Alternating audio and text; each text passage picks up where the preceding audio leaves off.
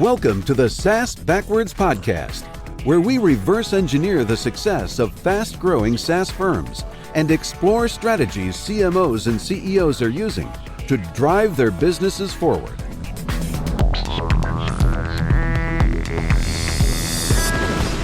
Welcome to SaaS Backwards, a podcast that helps SaaS CEOs and CMOs to accelerate growth and enhance profitability.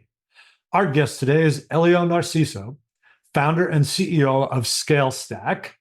It's an all-in-one data enrichment, prioritization, and activation platform that allows go-to-market teams to easily map GTM data from many different sources to their ideal customer profile and to their sales engine. Welcome to the podcast, Elio. Thank you, Ken. It's great to be on the podcast and also great to see you after I don't know how many years. We tried and attempted to calculate how many years it was since we last met. And it's been great to reconnect. So I'm very happy to do this today. Yeah, me too. I think since you were helping run marketing for Vanco. So that's a while back. We've crossed paths a few times and it's really cool. You know, we're obviously successfully tilling adjacent fields, and it's great to have you on the podcast. But before we dig in, could you tell us some more about yourself and a little bit about Scalestack, please? Sure. Scalestack is a company that we started about 3 years ago, a little bit less. Before that, I spent a number of years at Amazon, AWS specifically, where I was a BD leader in charge of a program called the AWS Global Startup Program that really supported fantastic mid to late stage startups. And then even before that, I've started a number of companies. So serial entrepreneur since I did an MBA here, and I spent most of my time during the MBA at the Entrepreneurship Center. I became in love, I fell in love with the idea of starting companies. And so I haven't stopped since. But as you mentioned, I was also a rep, actually, at Vanco. I took marketing because I saw the need for better marketing, but I was not in charge of marketing then. So I spent most of my career in BD, sales, partnership roles, sometimes taking over marketing when needed. And yeah, I started Scalestack out of that experience that I have in BD sales and the desire to create a more efficient go-to-market motion for typically enterprises that we serve. And that's why we are building Scalestack. Well, you had this unique opportunity when you were at AWS where you got to look into many of these companies, right? And so you had a chance to do a little pattern recognition, and I'm wondering, what it was that you saw. What did you recognize that led to success or lack of success from your time while advising these startups? Well, first off, I think that I was very curious about Amazon specifically because I joined in late 2017, early 2018, so it was growing like crazy. By the time I left 4.5 years later, 85% or so of the people at AWS had been hired after me, just to give you a sense of the growth. And so, one, I was very curious about Amazon specifically and AWS because the question was, okay, I've done startups of my own, built a few, dozens, millions of dollars in revenues. But how do you get to that scale? How do you scale after that? How do you manage that scale was something that was very top of mind for me to understand.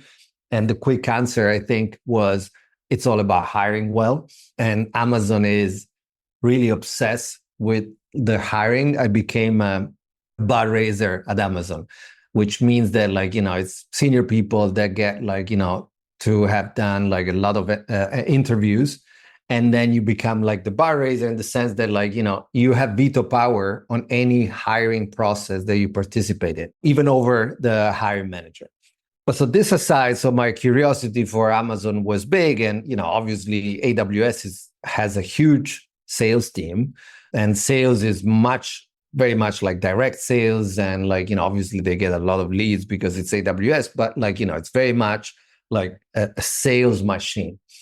And so that was interesting. And I saw how, there was the potential to do better for the reps who needed to better understand like their targets in their territory, in their patch, and understand how to prioritize their efforts. There were reps at AWS that had like hundreds, or in some cases, like, the startup reps, thousands of accounts. And so how do you prioritize your efforts? It's very much a data problem. So like, I'm going to focus on like, solving the equation of who do I sell into first, especially for companies like AWS with a wide addressable market. It's not so much into like, who do I sell into the problem. The problem is like, who do I sell into first? Meaning like those companies that promise like a higher or faster, conversion rate. And that was like one component of the experience besides my own experience in BD and sales and so on. And then there was the program that I launched, the AWS Global Startup Program, that I launched because I saw the opportunity for AWS to basically have better relationship with some of like their high potential customers by helping them in their go-to-market. And that was, like what we helped them with. Like we helped them in their like co-marketing, co-selling with AWS. And obviously AWS has huge resources to make that happen. But then by working with these startups, and my team and I uncovered like, pockets of like inefficiency and pockets of opportunities in their own go-to-market. And one big area is like, if you look, and there are studies about this, Salesforce interviewed 8,000 reps last year, and they asked them, what do you do all day? And the result was, 72% of my time is spent on non-selling, which is sort of what I was seeing at these startups. They had, prospecting docs telling them, hey, like, go on Crunchbase, research the companies, and then go on LinkedIn Sales Navigator and find out about profiles and titles, and then go on Lucia or Apollo to find the contact details. And so you wasted like, 3 hours doing this if you have to do it for hundreds or even thousands of companies, right? And so this problem, the inefficiency and like productivity gap for reps, was one big problem that I uncovered. And then the other was like about the general dissatisfaction that companies have with their data. I would say like 99% of the companies we talk to, and when we ask them, are you happy with the data in your CRM? The answer is no, not really. And so, it is an indicator of like an opportunity there besides the productivity gap. Yeah, I think it's really interesting when you take the two of those together, you have really important pain points, and a lot of them, I bet, a lot of these prospects for Scalestack probably have both these problems in some measure. Certainly, I've never met an effective salesperson that loved their admin work. The most effective salespeople seem to do the least of that work. I don't know what that's about, but certainly admin takes away from the job of building relationships and making the sale. So to the extent we can take it away from them, that's really important. I think that they're definitely related. I don't know which one is the cause or which one is the symptom or like the result. I think that they're definitely interconnected. But let's assume that like it's nobody's fault. I think that the specific act of like creating, so to say, like data that you need for your go-to-market, it's not really where you want your salespeople to spend time on, right? So they should spend time on consuming well-orchestrated, well-cleaned, and enriched data so that they can learn more about their customers or prospects, and so that they can have a better meeting, like they can prioritize their time better. So they should spend time like consuming the data. And instead, like what happens is that like, they spend time generating the data so that you have less time to consume it and even less time to actually spend time with the customers. Yeah, I think also you're asking folks who may not have the research skill sets to become researchers, right? So instead of serving up the salient information to facilitate the sale, we're making these folks now researchers. And it's a lot. I think it's a lot to ask. And I think it's cool that you're addressing those problems. I want to go back in time, though, a little bit and ask you, you founded 3 other companies, and 2 of those, I think, went to a successful exit. one of them didn't. For our other founders out there, what's one or two lessons maybe from the one that didn't work out? Like, what can you give people to look out for if they're earlier in their startup stage? I literally yesterday overheard like somebody on the phone in Spanish talking to, I don't know whom was on the phone. And he said like, bad like things that happen to you give you experience, and good things, just try to enjoy them. He said it much better than I did. And he said it in Spanish, so it was beautiful. But basically I learned a ton, much more from like the one that didn't work out than like from the two that did work out, although I enjoyed the first two more than I did enjoy the third. Having said that, I think that there are many learning, but like I think one of them is that I got in love with the technology. And then after that, I tried to find the problem that technology or solution could solve. And that's usually the wrong order, but it's often what happens to founders, because many of them are not like, maybe are like very good technically, but they're not like experienced in like understanding customers. And so I fell in love with the technology, but then we had to spend all of our time finding a problem that needed solving with that technology. You know what I mean? Sure. And so I think that first and foremost is like find the problem that it's big enough that you're passionate about and that you want to solve, and then work backwards to find the solution to that problem and the product and technology that you need to develop to solve it. Because if you do the other way around, maybe you're lucky, but if you're not, it's going to be a very painful road. And so I think that that's first thing that I learned.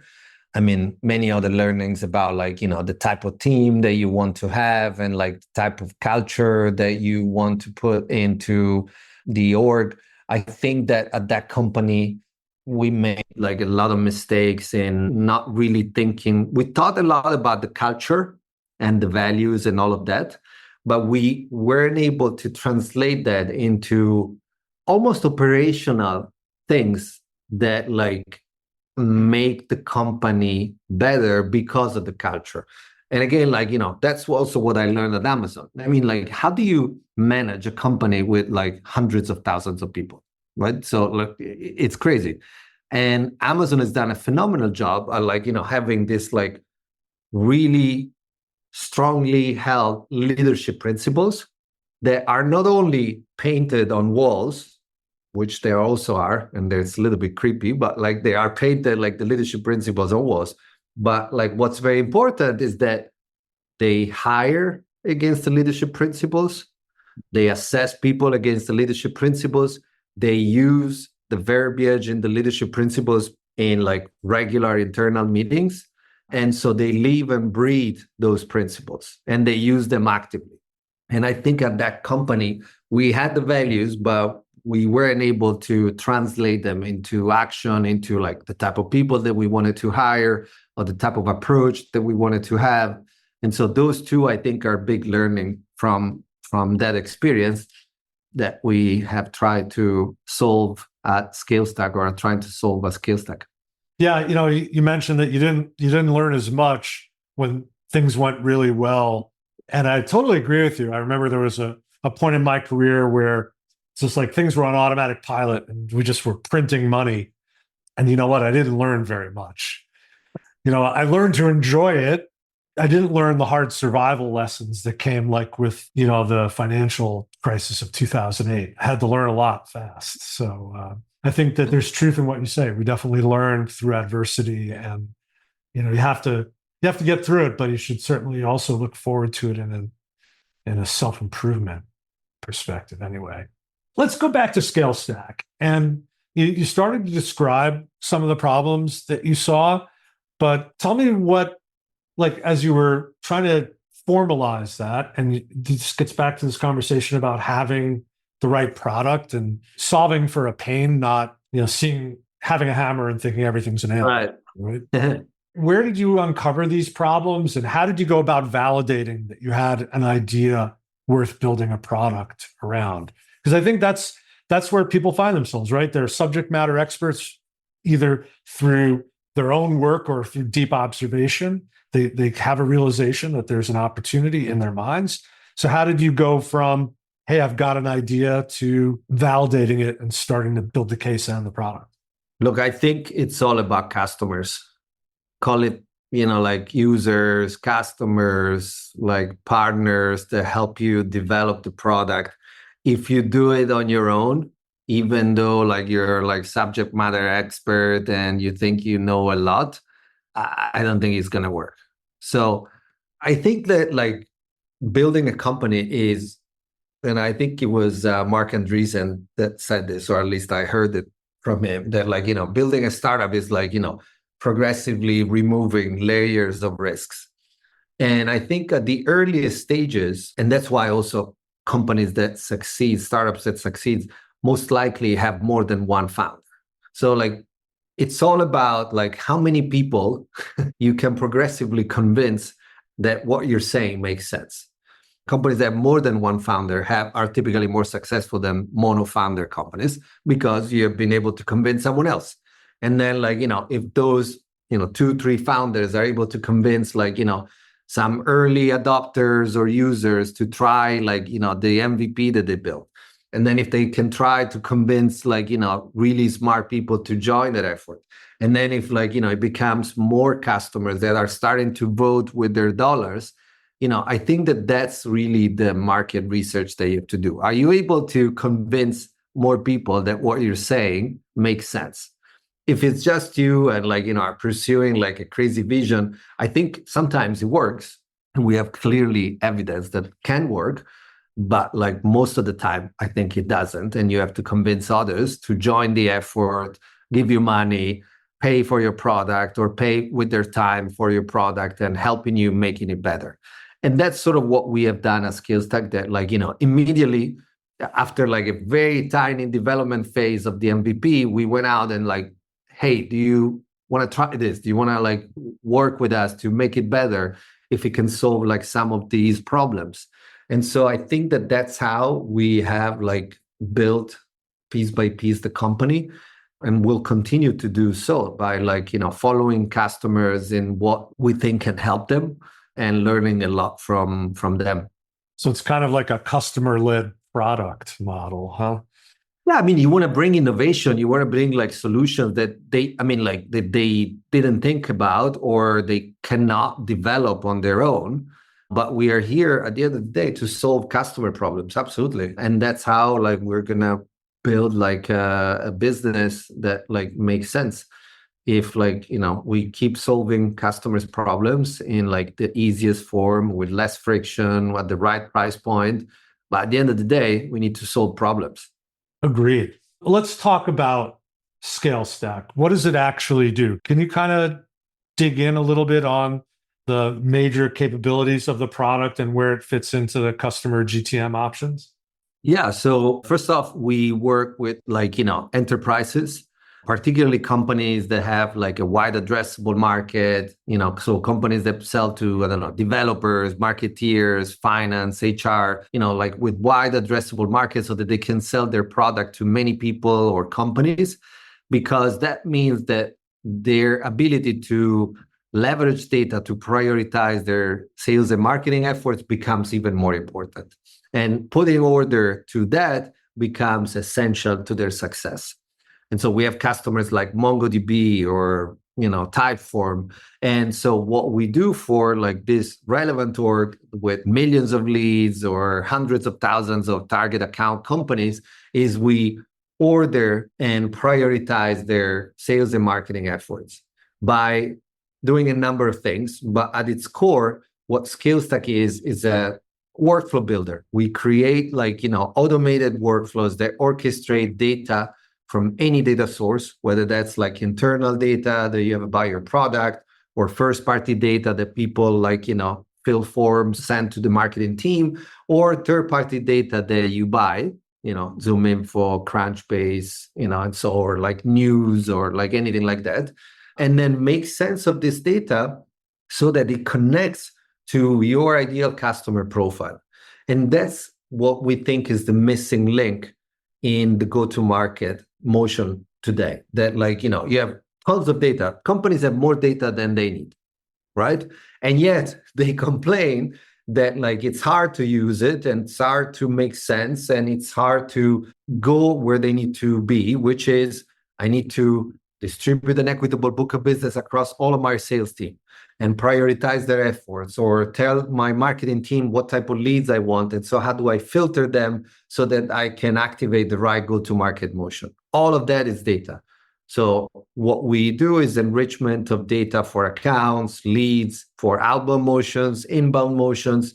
At its core, it's a very flexible, customizable workflow builder that works for the enterprise, where like, you have to have lots of like data managed at scale and securely. We're SOC 2 compliant, and orchestrate all of that data to activate the go-to-market teams. Thanks for that. I want to ask you sort of a follow-up question about your organization. You're focused on an enterprise target, right? So your prospects, your customers are enterprises, but that's something of a long road to revenue for you as a startup. That's been sort of maybe a cost of focusing on the enterprise, but it's also helped you to build the product. Can you talk a little bit about the relationship with these larger clients and how they're contributing to the evolution of the product? I think it's a great question. And I think that the counterintuitive answer is that I think it's actually easier to build and sell into the enterprise, because if you sell to like, teams or customers that you don't really see, let's say you open your website and, you sell your software on the website, you don't see your customers so closely. And so you make a lot of assumptions, you will make a lot of mistakes. Plus, like, you can only charge a little bit and you cannot charge a lot. And so a lot of these motions are very complex. And, it takes a long time to build for like a long tail type of customer. But like, I think it's faster to build for the enterprise. The risk, as you are like correctly pinpointing, is that like, you are like custom developing, right? So that you develop custom software for the enterprise. And that's been like, our main focus. We are here to create a product. So we'll work with the enterprises that want to work with us and listen to what they have to say, but then productize what we think is something that it's common across many potential customers. I mean, there is a third option, which is perfectly fine, which is not what we want to do. But like, there are companies that build custom solutions for like, enterprises and charge like, much higher fees. And it's more like a solution-based development or maybe a consulting type of approach. We don't do that, not because we don't think it's worth it, but like, because we want to do something different, which is product for the enterprise that has specific characteristics and all of that. In our business, we call those guys consultants with kit. They sort of have a code base and then they build on top of it and it never really becomes a product. Right. And so that's the risk that you run building a product for the enterprise. That like, you say yes. I think that's the problem. You say yes too many times. You have to be able to say no. No, we don't do this. Or, like, we're not doing this right now. And so I think that that's the, like, the risk that you need to handle. But I actually think it's easier to build a startup and to get to revenues building for the enterprise. Interesting. Talking about the product, when we did our prep call last week, you mentioned that there's some AI being integrated in the product. And I'm interested where that plays out and why. I think that, everybody's talking AI, but what are you doing about AI? So the mission of the company is really to automate all of the boring work that people do in go-to-market. So it's really to free up people's time of a lot of boring work that they have to do to actually get to what they want to do, which is selling. And so with that mission in mind, like automate as much as possible, we, from the earlier stages of the company, we have used not just automation, but also AI to perform a lot of different tasks that humans have been doing in go-to-market, such as cleaning the data, correcting like labels of like account names that people have put wrong in the CRM. So there is a lot of duplicated accounts that like, are actually the same company just because someone put a slightly different name. Or like we leverage AI to create parent-child relationship between the accounts so that like, there is Google in like Mountain View, and then there is like, Google Ireland and Google, and so the software detects like, this parent-child relationship are properly categorized in the data. Or like, I don't know, to normalize sub-industries. Like, every company has an industry, but like sub-industries like typically linked to the specifics of what you sell.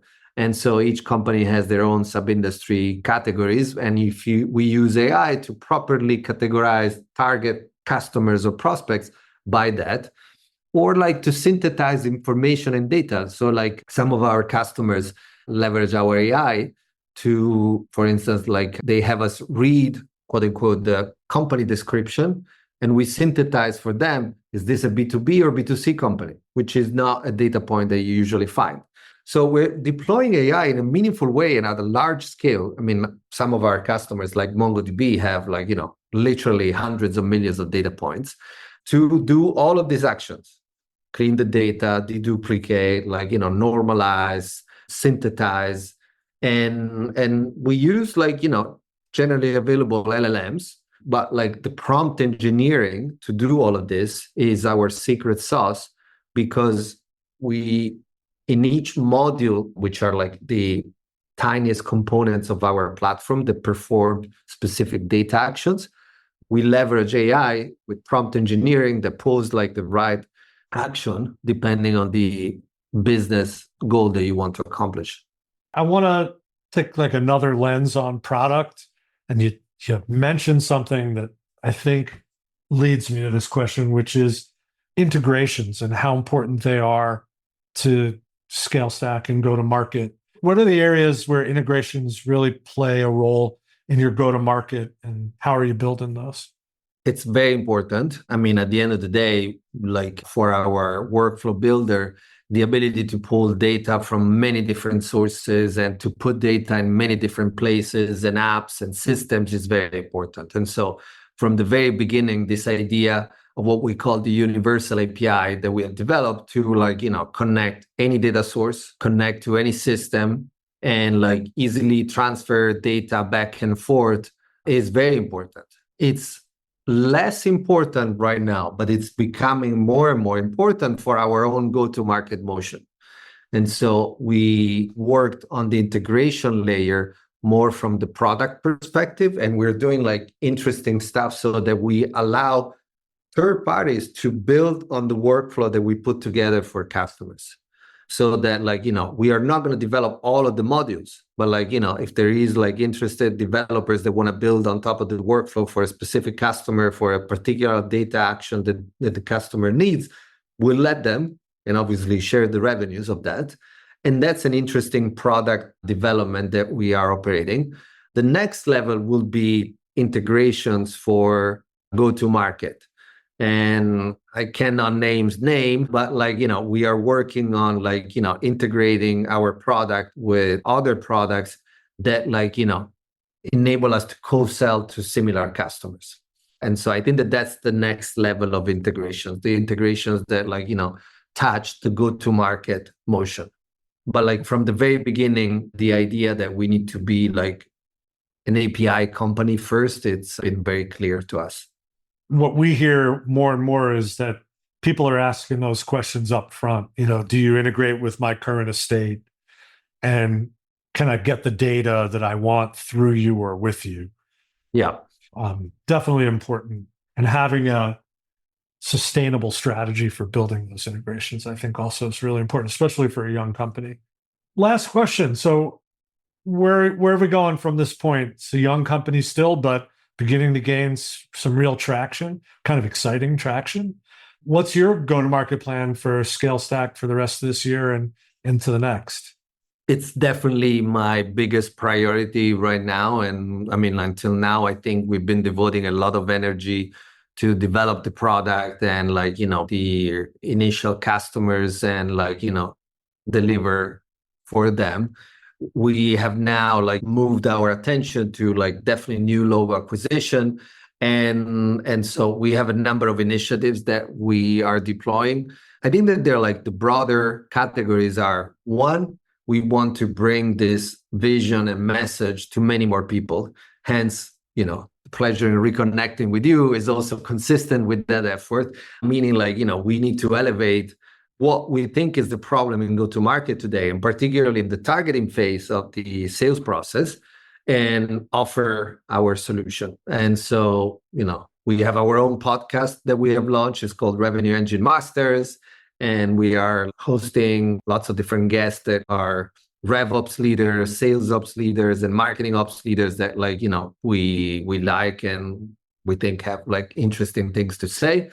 I'm going to be like touring quite a bit over the next few months. I'm going to be a SaaSter. I'm going to be a SaaS talk. I'm going to present an SBI conference for like PE-backed companies to their CROs and VP level type of people. And so bringing this message to a wider audience is like very important, and it's going to be, very important going forward.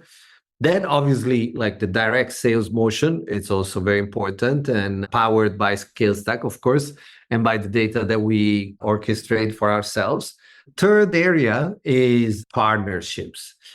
I think, fundamentally, when I was at Amazon, I was in a partner role. And so I really discovered there like the power that like creating an ecosystem can do to your business. And AWS built like the AWS Partner Network, and they have tens of thousands of partners, from consulting companies to like independent software vendors that obviously bring a lot of business. And so I think that like taking a page from that, we want to build our own ecosystem. We started from consulting companies, RevOps companies like Carabinier Group. We signed a partnership with them, and they target similar customers with a solution-based type of approach. We bring our product and we co-sell. But then also we have an advocate network that we're building of leaders in RevOps, sales ops that can help us bring more customers close to us. So I think that the partnership side will take increased importance in a number of different directions, including investors. I mean, because of our own fundraising, we have talked to many investors, and some of them are really large and they have a wide portfolio. And so we're going to build we're building motions to develop relationships with them so that we can help their portfolio companies become better at their own go-to-market. These three are the big vectors, the marketing, which is really content and explaining the vision to a wider audience through things like this or events, direct sales, and then partnerships. Yeah, partnerships so important for young companies, right? You get a leverage effect. It's very hard to mount a national sales force right out of the gate. You need to be careful also. I think that they can be destructive, especially if you partner with a large company. And this is another learning from that startup that didn't go well. I cannot say the name of the enterprise that made us lose a ton of time because we went down a rabbit hole with them. But that was a learning. You need to not just follow, but build your own ecosystem. And where it's reciprocal, what you give and what you get, and build each other businesses. And so I think that that's the lens, because partnering with larger companies at our stage is, full of risks. I won't ask you if it's them, but I've counseled many CEOs not to partner with IBM, because that's one I've seen dozens of times where you just spend your life. Note that we had started with IBM and this other company, but it wasn't IBM. Yeah, well, fair enough. But I mean, I've seen it. The big enterprise, it has its own reasons for doing things. And you're certainly never going to be important as a young company to something that big. Elio, this was a great conversation. If people want to reach out to you to learn more about your experiences, or maybe more importantly, Scalestack, how can they find you? Definitely on scalestack.ai website. And I don't know if you would put my LinkedIn, but my door is open and I can be reached out at Elio@Scalestack. AI. That's great. If people want to reach me, I'm on LinkedIn/in/Ken Lempit. My demand generation agency for SaaS is Austin Lawrence Group at austinlawrence.com. That's Lawrence with a W. And if you haven't subscribed to the podcast yet, please subscribe to SaaS Backwards wherever podcasts are distributed. Hey, Elio, so amazingly wonderful to reconnect with you. Thanks for being here. Thank you, Ken. It was great. Thanks for listening to the SaaS Backwards podcast, brought to you by Austin Lawrence Group. We're a growth marketing agency that helps SaaS firms reduce churn, accelerate sales, and generate demand. Learn more about us at www.austinlawrence.com. You can email Ken Lempit at kl@austinlawrence.com about any SaaS marketing or customer retention subject. We hope you'll subscribe, and thanks again for listening.